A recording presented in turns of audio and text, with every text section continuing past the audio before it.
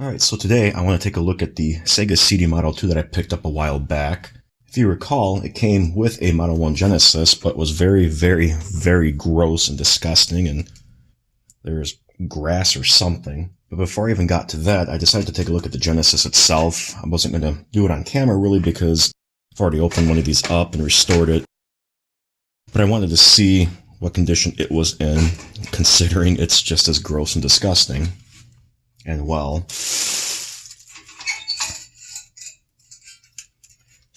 I went and gave it a test. It powered on, but nothing was on screen. So I checked all the solder connections on the AV out. I also tried output through the RF modulator. Got nothing. Checked everything, and that's when I noticed that this ferrite bead here is broken.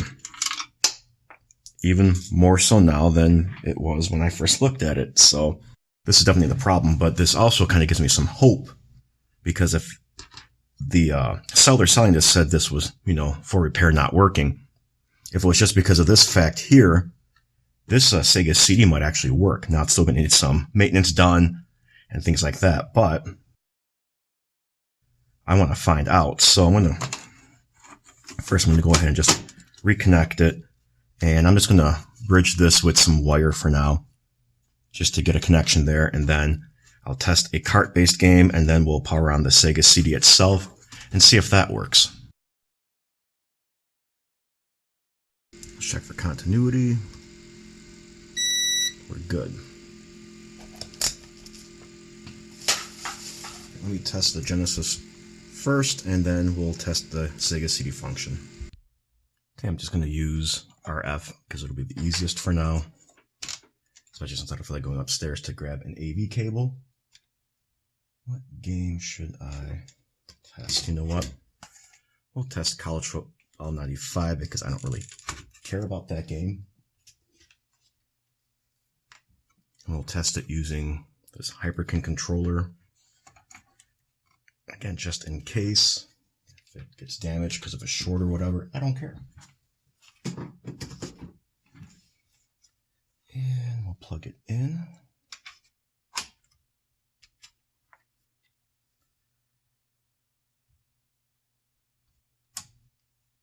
And I've got a picture on screen.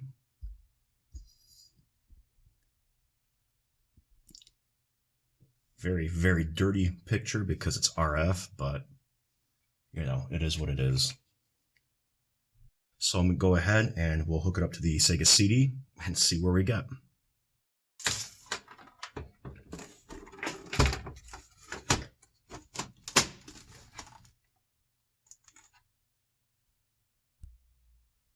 Now, we don't have a spare power supply for it, but it's supposed to use the same one as the Model 1 Genesis and Model 1 Sega CD, which is like 910 volts with center negative.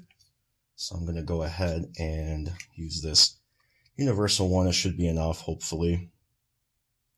Can do 9 volts. I can actually go up to 12 volts and puts out 1.3 amps. So it should be enough. All right, here goes nothing.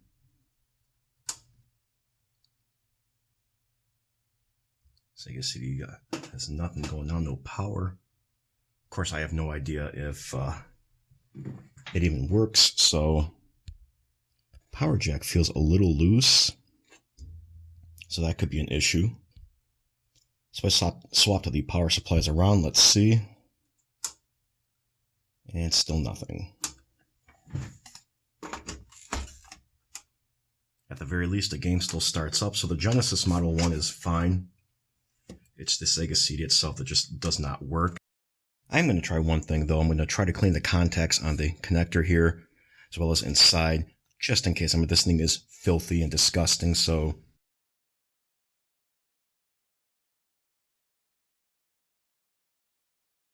still try the eraser method here.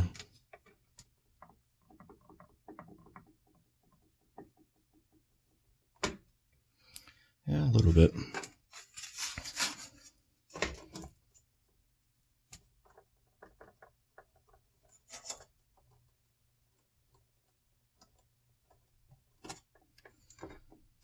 So a little bit of grime there. Let's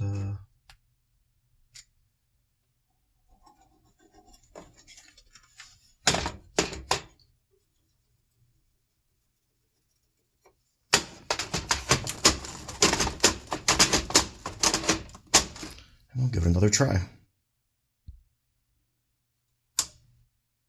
Yep, there's nothing. So the Sega CD probably has some power issues. Could be capacitors, could be a voltage regulator. There could be liquid damage. I mean, there was some rust that was on the attaching plate. So let's go ahead and open it up and take a look inside. Now, I've never taken one of these apart before, so bear with me.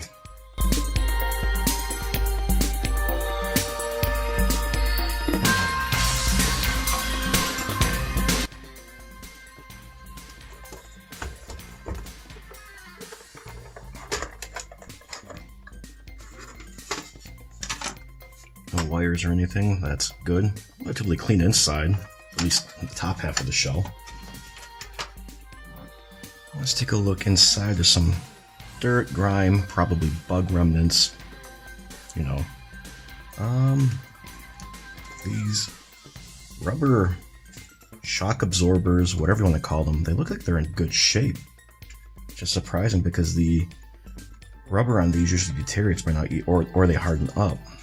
Well, these seem to be more like they're silicone rubber instead of regular rubber. Hard to say. But there's not much that I can see here, so I have to remove the shield and go a little further with this.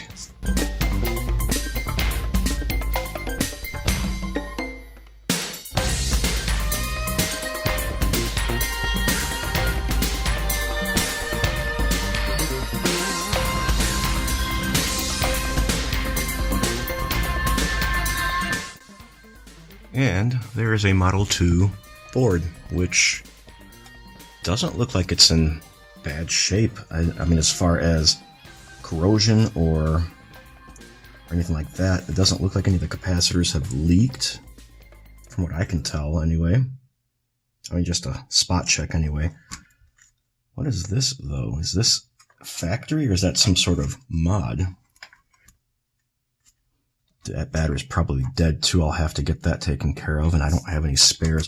But off the top, I don't see anything wrong. I mean, there could be something wrong with the voltage regulator. It could be something. Could still be a capacitor. I mean, it's, like I said, it's tough to say. Let me get the rest of this board out and go from there.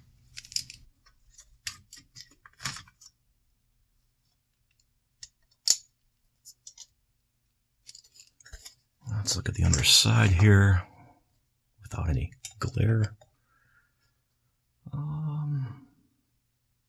Flux, or some sort of substance, that's for sure. Let me see. I don't notice anything, again, that seems off, but it could literally be anything. I'm hoping it's just like a fuse or something like that.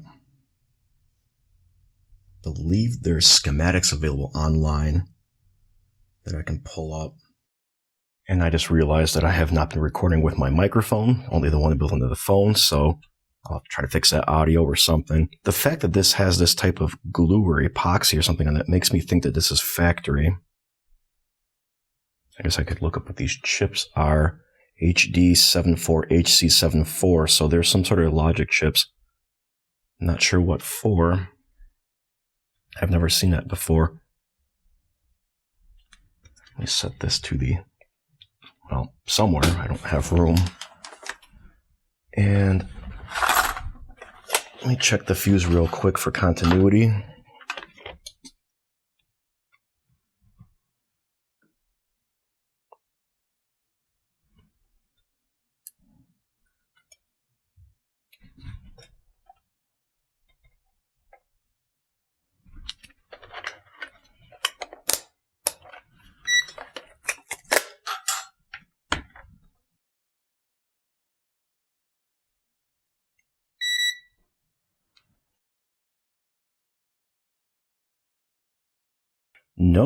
No continuity. So this fuse is dead. Got to get one of them. And how much you want to bet that it's just the fuse that needs to be changed out? I mean, that would be awesome if that's the case. So it looks like it's just this fuse over here. I got to find out the value and see if I can find one. I'd like to find one locally just so I can get this project wrapped up. I don't want to have to order anything online and wait multiple weeks, if at all possible. But I don't see any other fuses or anything on here, at least no surface mount ones that I can tell. Again, I'll pull up the schematics and take a look and see, as well as some online forums and all that.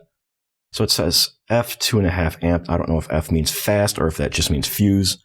On the fuse itself, on the board, obviously it means fuse. I could also just jumper the wire, but that's not good to do.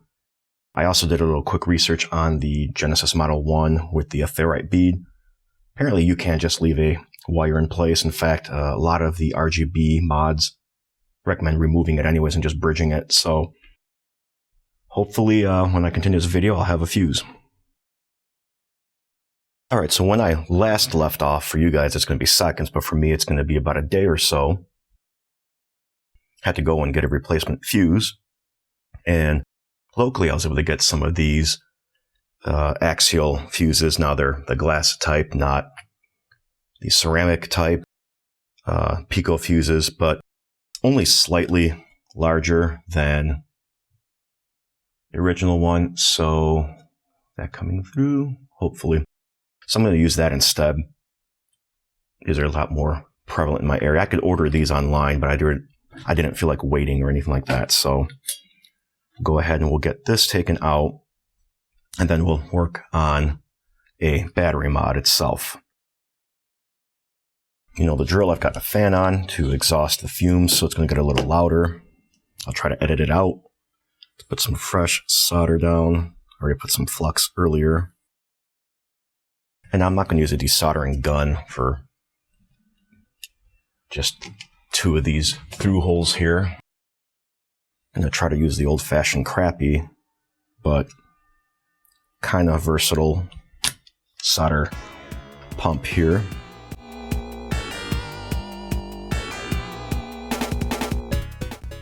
That's not going to work this way. So we'll go with plan B and just pull the fuse out.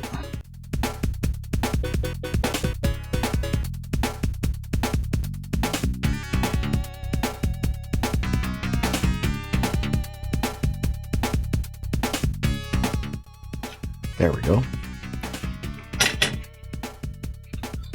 Nice and clean. And not that you can see through. There. And clean the area up a bit. Get rid of the old flux. Although the factory flux that is basically coating the entire underside of this board is probably going to make it a little bit difficult to clean, but it doesn't have to be perfect. Good enough. Of course, put some fresh flux down, and we'll get the new fuse installed.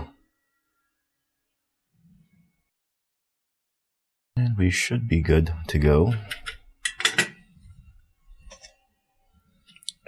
Trim the leads off. The excess leads, I should say.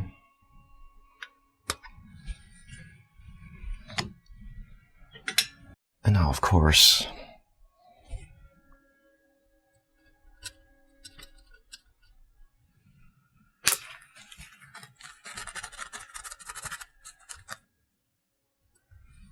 again, not perfect, but like I said, the board's already coated in flux all over it, so should be good otherwise.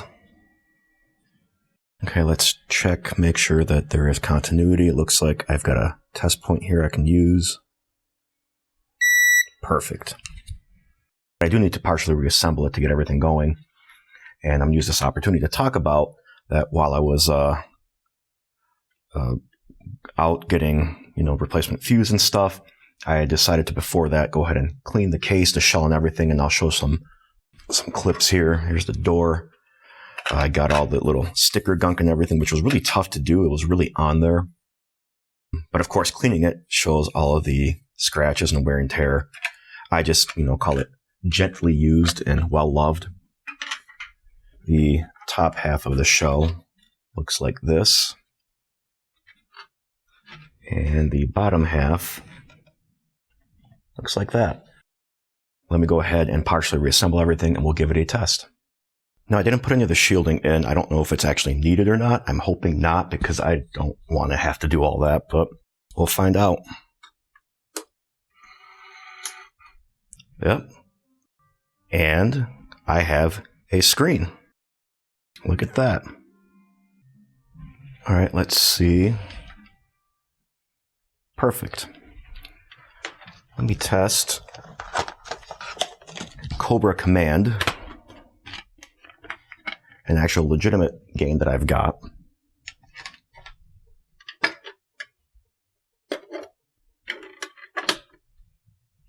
Access light is blinking.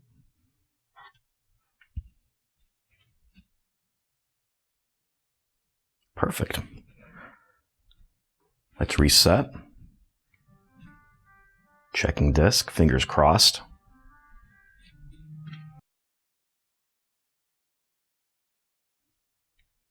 And it's working. Yeah. It's just a fuse. And probably a cleaning too, but we'll skip that.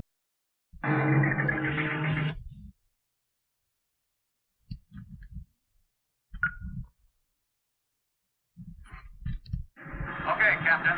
Let's knock him out of New York.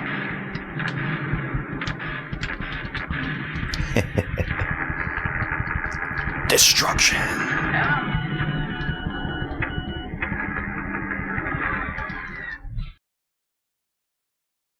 So it works. Despite the lackluster gameplay, although I blame the game itself, I don't think it's a very good game apparently. But that's fine. It seems to work fine. The laser is reading. Now I can focus on doing the battery mod and getting it all assembled again. Okay, with that out of the way, we can focus on the battery. I'm pretty sure this does not have any power in it, especially for the brief amount of time I actually had it on, but let's find out to be safe. Oh, there we go, 0.89.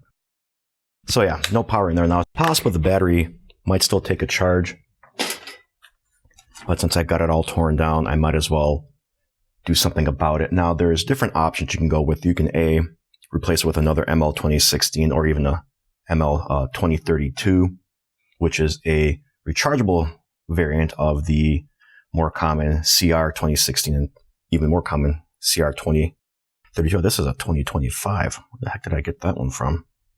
Oh, doesn't matter. I'll pull another one out of the my supply there. But anyway, so you can replace with that, maybe even putting in a battery holder to make it easier to swap out in the future.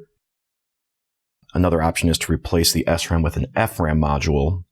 And then the third option is to replace it with a CR variant, although with a caveat, you do have to install a Schottky diode similar to this one here in order to prevent the system from trying to charge a non-rechargeable battery. And I am not an electrician, I am not an electrical engineer, I am not even good at drawing, but basically this is how I have the basic circuit set up here. So we've got the positive terminals on the battery, which it doesn't matter which one we tie into. And you got the negative terminal. I've got I'm guessing this is the chip that handles charging and transferring power back and forth and everything. So what I'm going to do is install the diode here into the positive terminal, making sure that the black stripe is the one that's going into the board itself, because what we want is for power to come out of the battery and be able to supply voltage to the SRAM chip and prevent voltage from coming in.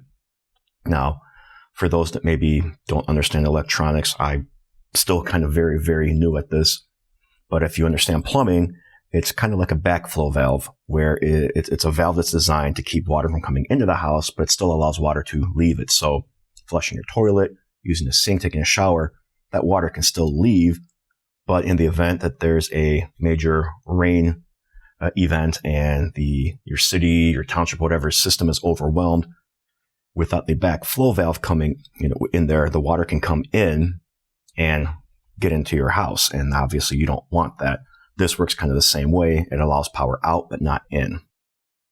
So what I'm going to do is remove the battery, install the diode, attach it to some wire just for the negative terminal, and I'm going to just mount the battery in the shell somewhere over here, make it a little bit easier so you don't have to remove the shielding every time you want to replace the battery. At least that's my plan. So Some people have just gone as far as just clipping it out and then removing the pins after the fact, which may be the better idea just because of the fact that I don't want the battery to potentially explode just because of the added heat it will be coming in. I wonder if I'll be able to just trim that, and then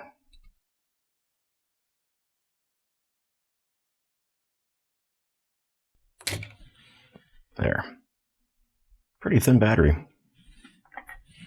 So now it should be a little bit easier to desolder these tabs. Hopefully I'll get that going and we'll resume.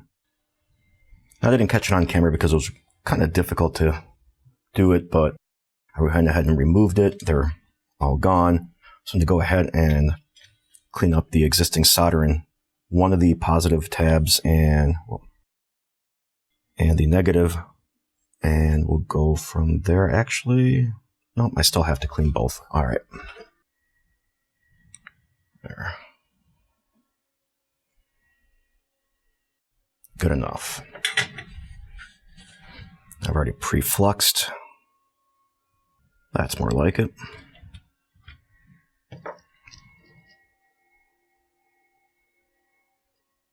There.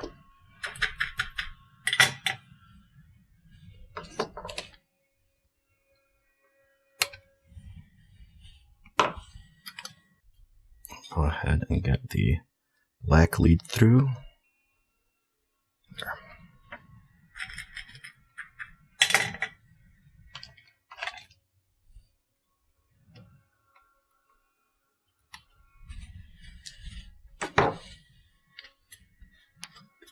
And now all that's left is to get them attached to the battery holder, which will be a little trickier because it's plastic and I don't want it to melt. So hopefully I won't have to hold it on too long.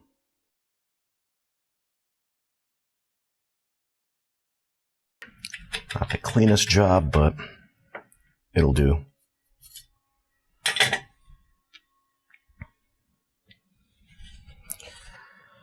Now, let's see, because I want this to lie as flat as possible.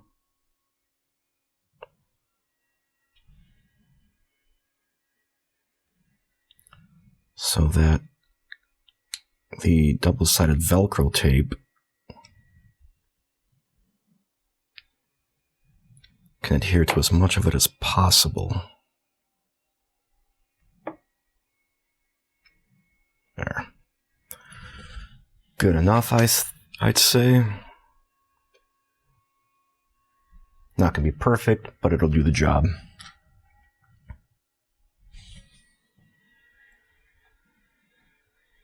Now, in theory, I should be able to just put the battery in.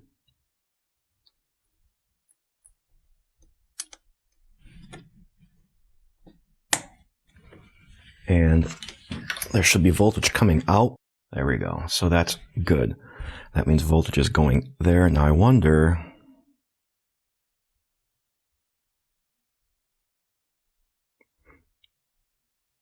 Yep, there's 3 volts coming into the chip there, so we should be good. Wonder if...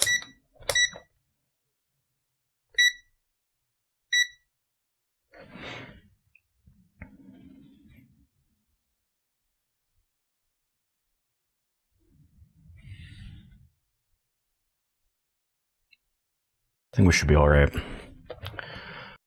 All right, so we've got everything taken care of with the battery. We still have to mount it, though, but I can't do that until I get all the shielding reinstalled, of course, which I was just waiting for the paint to dry, and it did. Let's take a look at those real quick. So here we have the joining plate that joins the Genesis to the Sega CD. It didn't come out perfect because there were some spots where there was rust and corrosion that kind of ate away at the metal a little bit, so that's kind of why you see these odd spots. I'm sure if I put a couple more coats on here, it'd be fine, but it's good enough. You're not going to really see it. So similar to this top RF shield that goes on top of the Sega CD components. Again, it's going to be inside. You're not going to really see it much, but it's good enough. Again, I'm not too concerned about how that came out. And then this is the shielding that goes underneath the laser assembly. And finally, the bottom RF shield for this guy here. So again, good enough for me anyway. So it's going to be inside. You're not going to really see it. And the most important thing was to just get it coated so that it doesn't rust again, or at least not for a very long time. But of course, that means now we have to reassemble everything, at least to a certain point, so that I can get everything mounted properly. So let's go ahead. Get the bottom case. We've got to remove the laser mechanism again, carefully.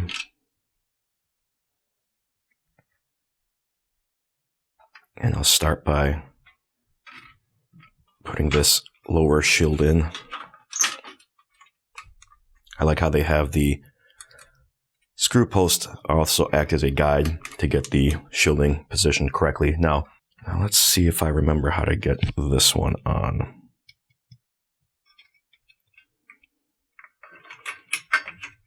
Something like that.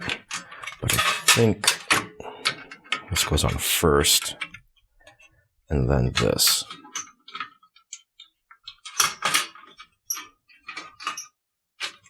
Yeah, that looks better. I'll go ahead and get the laser assembly remounted.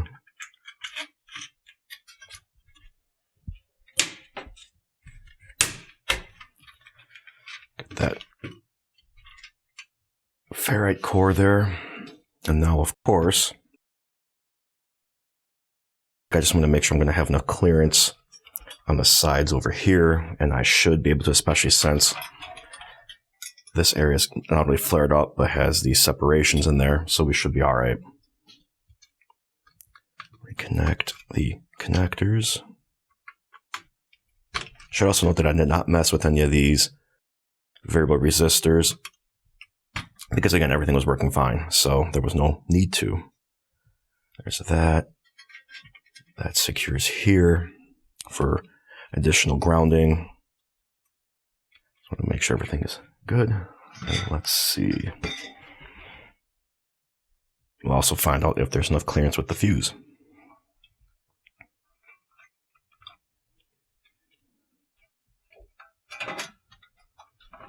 Make sure not to pinch these wires with this part of the shielding.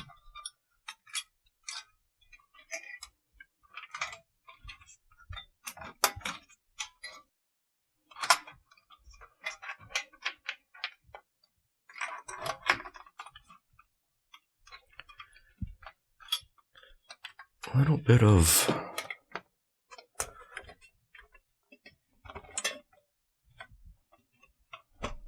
there.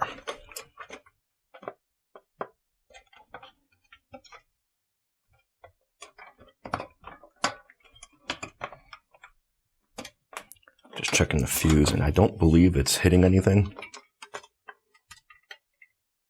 No, there should be some clearance. I can't get it on camera, but there's plenty of clearance, so not going to worry.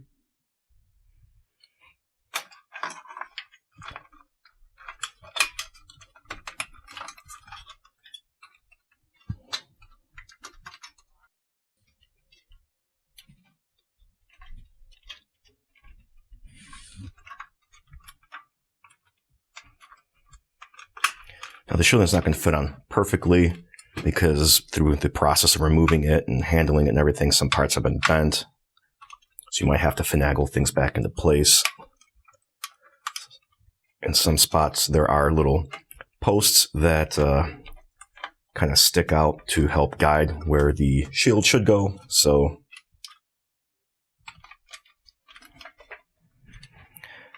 I might not have enough clearance because of these wires.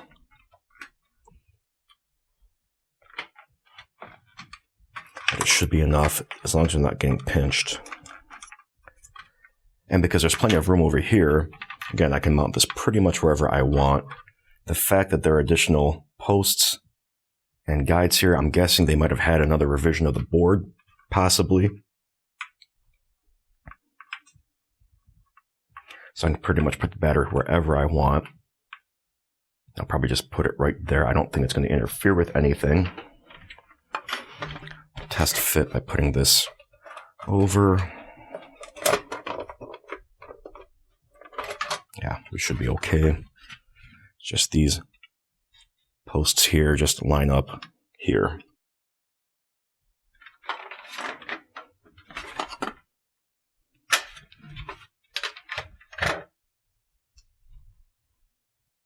And to secure the battery, I'm just going to use some double-sided Velcro tape.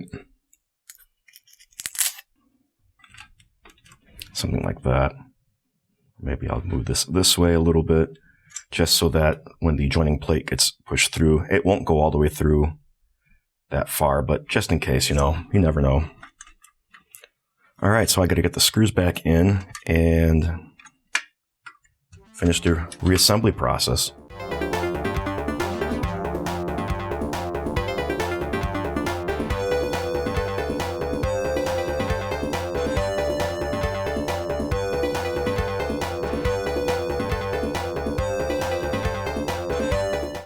This one here went in a little bit too easy. That's because that was that one screw post that was broken that I discovered after the repairs were made.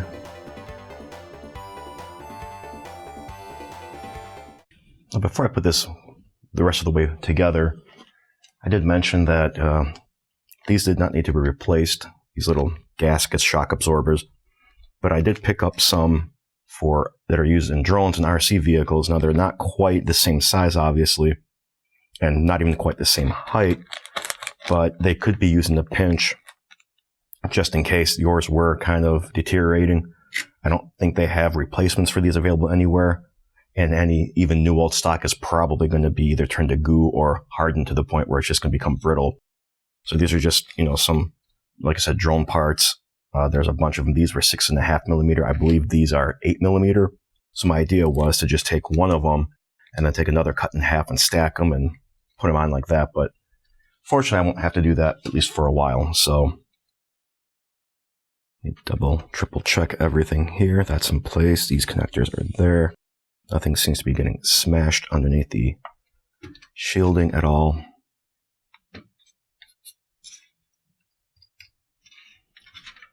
All right, ready for the top cover and final reassembly, and we'll do another test real quick just to make sure nothing went wrong and finish this video up.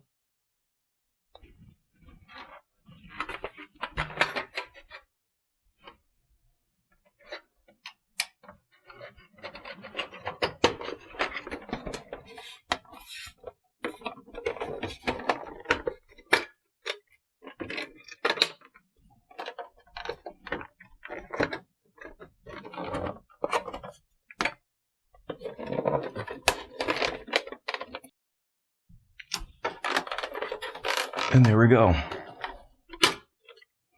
I may give it a little bit of a polish with some of this Ultimate Black. We'll see. But for now, let's just test everything and make sure it still works. All right, I've got everything plugged in. We're just going to use the Genesis Model 1 that it came with.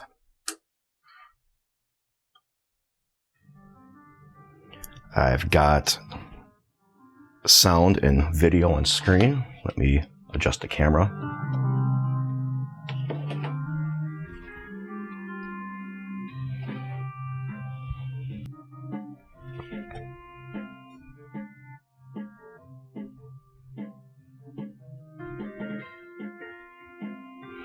And let me put Cobra Command back in again. We'll use the original one. I did make a copy of it because I want to test that as well.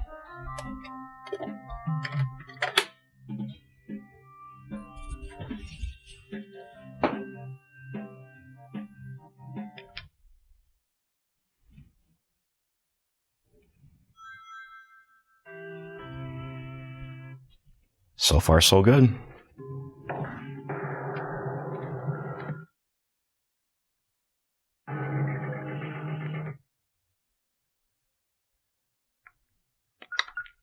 All right, that's working. Let me go ahead and power off the Genesis, and I'm going to try the backup copy I made.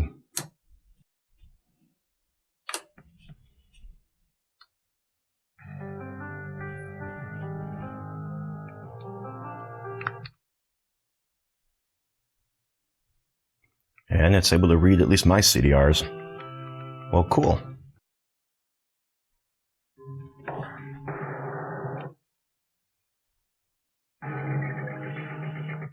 All right. So what I'm going to do now is I want to actually test it with my own Model 2 Genesis to make sure that works.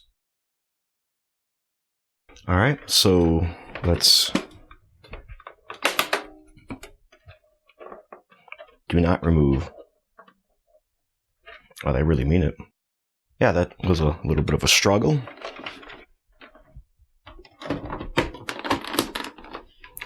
There. Now it's whole. Well, except for the 32X. I don't know if I'll ever get one of those. We'll see. Let me go ahead and hook up all the cables and everything to the TV, power, etc., and we'll fire it up.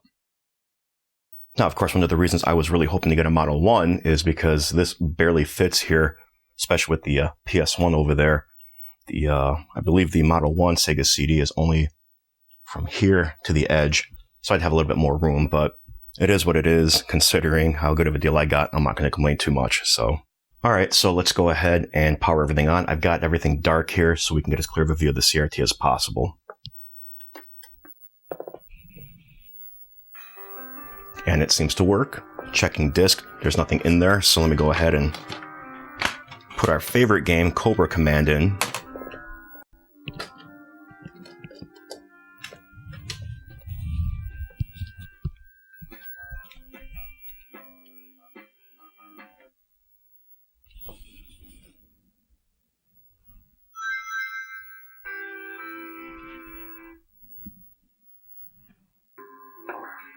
And yeah, everything seems to be working fine still, so. Okay,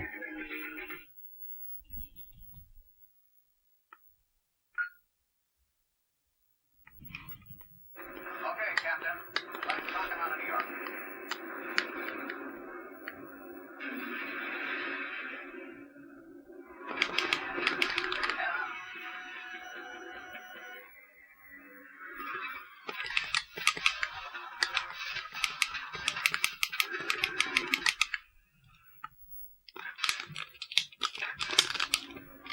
And there's no pause functionality in this game.